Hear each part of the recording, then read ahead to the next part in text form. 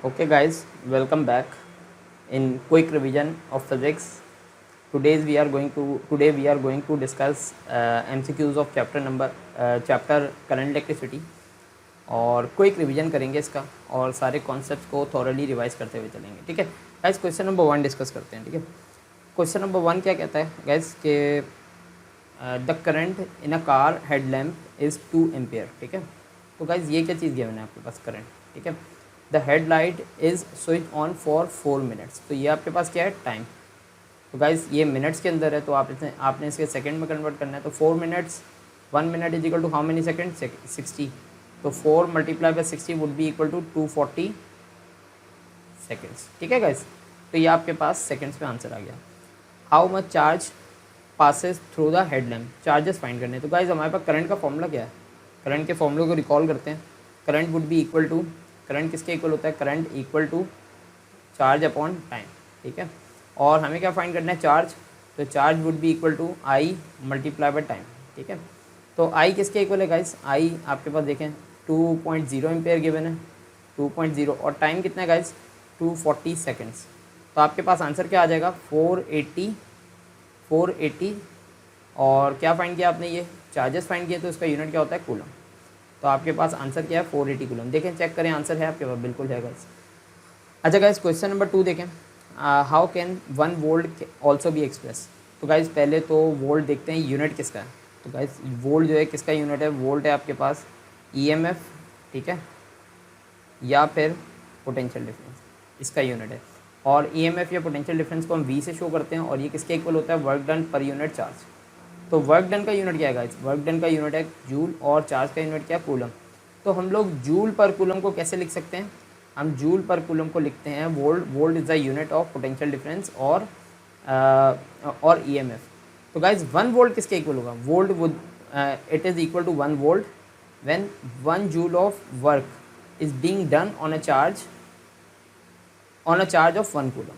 ठीक है, तो आपके पास जूल पर coulomb is equal to 1 volt. ठीक है, तो देखें ये आंसर है। तो गाइस देखें, 1 कूलम पर एम्पेयर, नो, ये तो गलत हो गया। 1 कूलम पर जूल, नो, ये भी गलत। 1 जूल पर एम्पेयर, ये भी गलत। तो 1 जूल पर कूलम, तो गाइस ये बिल्कुल करेक्ट आंसर है। ठीक है, आई होप सो कि ये समझ में आ गया। क्वेश्चन नंबर 3 की तरफ जल्दी से मूव करते हैं।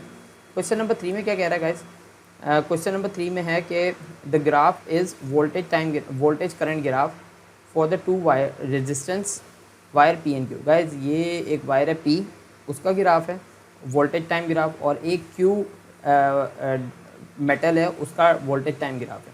The wire are made from अच्छा, the wires are made from same material and have equal lengths.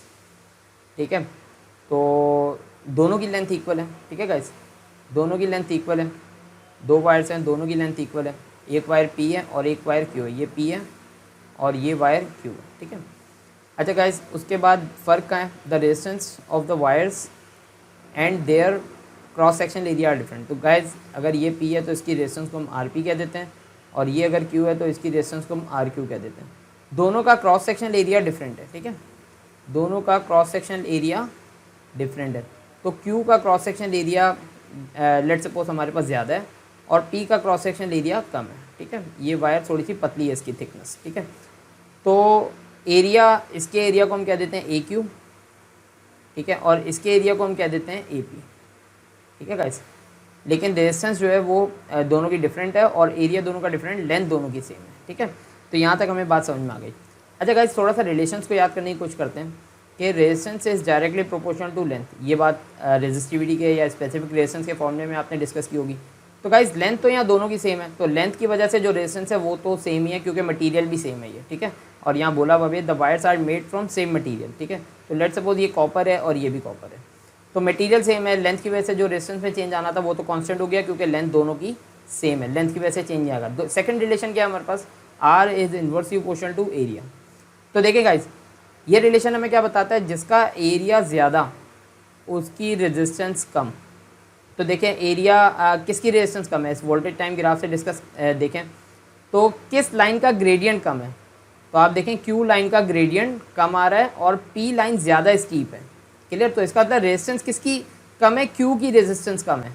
तो इसका मतलब क्या है, क्यू का एरिया कम होगा, तो क्यू का एरिया आपके पास कम होगा और पी का, क्यू का एरिया ज़्यादा होगा और पी का एरिया कम होगा, एरिया ऑफ पी, क्योंकि जिसका एरिया कम होगा उसकी रेजिस्टेंस ज़्यादा होगी, ठीक है, और जिसका एरिया ज़्यादा होगा उसकी रेजिस्टेंस कम होगी, ठीक है। तो किसका एरिया ज़्यादा आ रहा है, आपके पास क्यू वायर का एरिया ज़्यादा आ रहा है और पी वायर का एरिया कम आ रहा है, इसी वजह से पी वायर की रेजिस्टेंस ज़्यादा है और क्यू वायर की रेजिस्टेंस कम है। तो अब देखते हैं क्वेश्चन में क्या डिमांड है, which wire has the greater resistance and which wire has a larger cross section area. तो गाइस देखें, लार्जर क्रॉस सेक्शन एरिया तो क्यू का है, तो ये हमें बात समझ में आ गई। Which wire has a greater resistance, तो किसकी रेजिस्टेंस ज़्यादा है, पी की। तो देखें गाइस, पी आपका बी ऑप्शन बिल्कुल करेक्ट आ गया, ठीक है। तो आई होप सो ये कॉन्सेप्ट आपका रिवाइज हुआ होगा।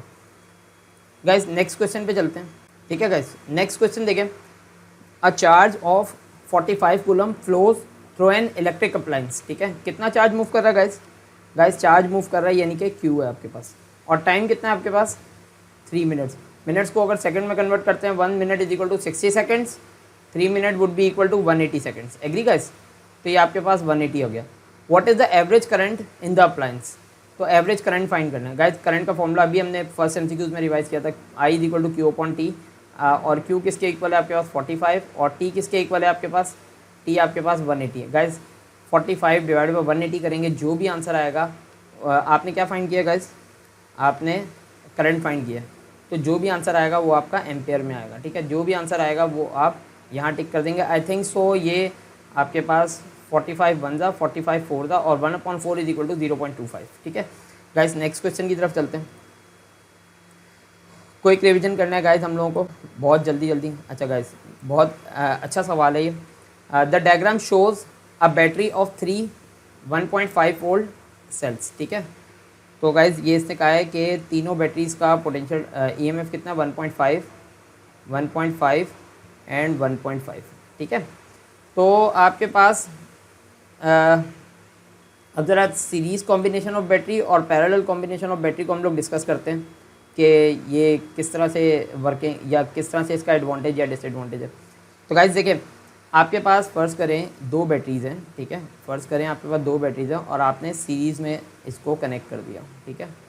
सीरीज़ में कनेक्ट कर दिया और यहाँ आपने एक कोई भी सोर्स कनेक्ट कर दी। दोनों का वोल्टेज कितना है, 1.5 एंड 1.5। तो गाइज़ ये सीरीज़ कॉम्बिनेशन है। और सेकंड केस में आपने क्या किया, 2 बैटरीज ली और आपने दोनों को पैरेलल कनेक्ट कर दिया, ठीक है। और यहाँ से आपने एक सोर्स कनेक्ट कर दी, बल्ब, ठीक है, और ये आ गया, ठीक है।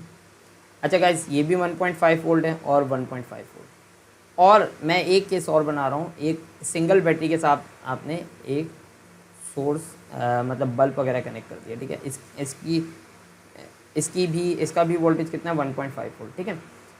अच्छा गाइज, जब आप सीरीज़ में कनेक्ट करेंगे ना, तो ये सीरीज़ में 2 सेल्स आपने या 2 बैटरीज जब कनेक्ट की तो ये एक सिंगल सेल के तौर पे फॉर्म होगा, ठीक है। तो रिजल्टेंट वोल्टेज आपको पोटेंशियल डिफरेंस कितना मिलेगा, 3 वोल्ट। इन दोनों को सम कर दिया जाएगा, लेकिन इसका लास्टिंग टाइम कम होगा। फ़र्ज़ करें ये चल रहा है आपके पास सिर्फ 1 आवर, क्लियर। अच्छा, अब इस पे आते हैं, आपने सिंगल सेल यूज़ किया तो इसका ईएमएफ कितना है, 1.5 वोल्ट, और फ़र्ज़ करें ये भी कितना चल रहा है, 1 आवर, ठीक है। इस बल्ब की ब्राइटनेस ज़्यादा होगी, ठीक है।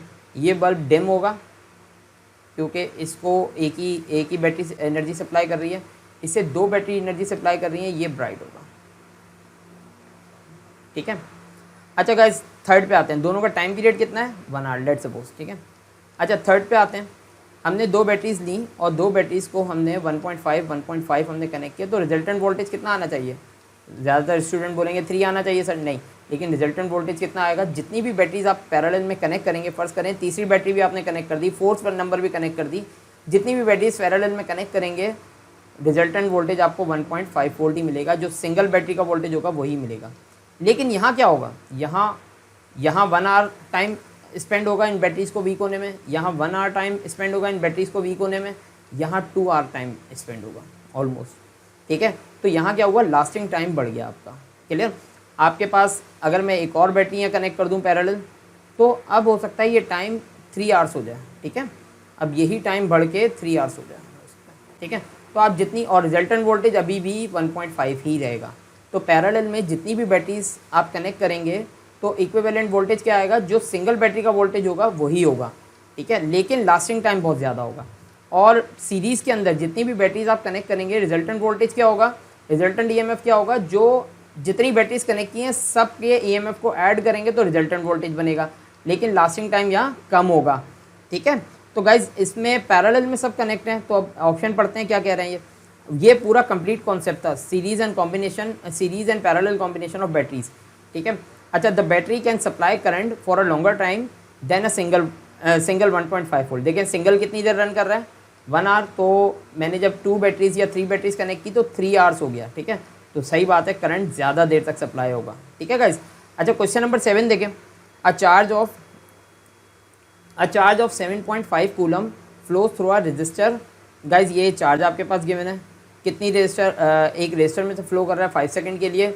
अ student has a ammeter with the different ranges that he can use to measure the current in the register.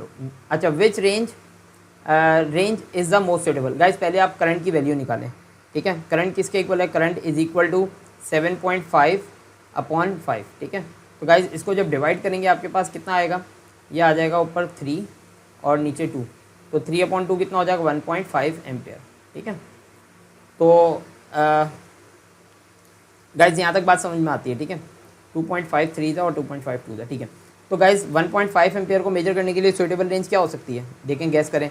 ये तो मेजर नहीं करेगा क्योंकि इसकी रेंज तो 1 पे ख़त्म हो गई। तो 1.5 एम्पियर का करंट अगर इस रेंज के मीटर से मेजर करने की कोशिश करेंगे तो ख़राब हो जाएगा, ठीक है, जल जाएगा। 0 to 2 एम्पियर, बिल्कुल सही बात है, ठीक है। मोस्ट सूटेबल रेंज जो है वो ये है आपकी, ठीक है। ये इससे भी मेजर कर सकते हैं, लेकिन इससे क्या होगा कि निडल इतनी कम मूव करेगी कि आपको मेजर करने में परेशानी होगी, ठीक है।